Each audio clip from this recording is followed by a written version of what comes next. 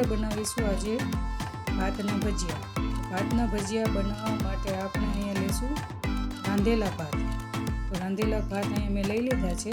તેમાં આપણે હવે નાખીશું પાલક, થોડી મેથીની ભાજી, થોડી ધાણા ભાજી, આદુ મરચાંની પેસ્ટ, થોડું નમક, થોડું લાલ મરચું પાવડર. તમે જેટલું તીખું ખાતા હોય એટલું તમારે અંદર નાખવાનું છે. પછી આપણે લઈશું ચણાનો લોટ અને પછી થોડું તેલ. તેલ નાખવું જરૂરી છે કારણ કે અંદરથી નકર ભજીયા આપણા એકદમ કડક થઈ જશે. તો તેલ નાખે એટલે એકદમ અંદરથી સોફ્ટ થશે. હવે આ બધી વસ્તુને આપણે મિક્સ કરવાની છે એકદમ ધીમા હાથે. હવે આ બધું વસ્તુને મિક્સ કરીને આપણે ગરમ તેલમાં આપણે ભજીયા તળવાના છે. તો મેં એક બાજુ ગરમ તેલ કરવા મૂકી દીધું. તો હવે તેલને એકદમ ગરમમાં નથી તળવાનું, ના તો ઠંડામાં તળવાનું છે. ધીમી આંચ પર એને પકાવવાનું છે. તો મેં અહીંયા એક એક કરીને ભજીયા બધા તળી લીધા છે. હવે આ ભજીયાને આપણે ધીમી આંચ પર ધીમે તળવાના છે.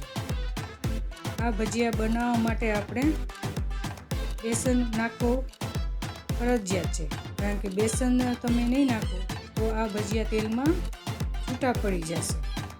હવે આ ભજીયા આપણને બ્રાઉન થાય ત્યાં સુધી આપણે તેને તળી લેવાના છે.